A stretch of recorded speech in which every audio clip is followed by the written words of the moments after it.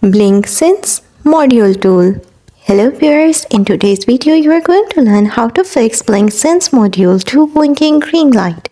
So let's get started. First, power cycle the Sense module. For this, unplug the module, wait 10 seconds and plug it back in. After that, perform a reset. Use a paperclip to press and hold the reset button while the module is unplugged.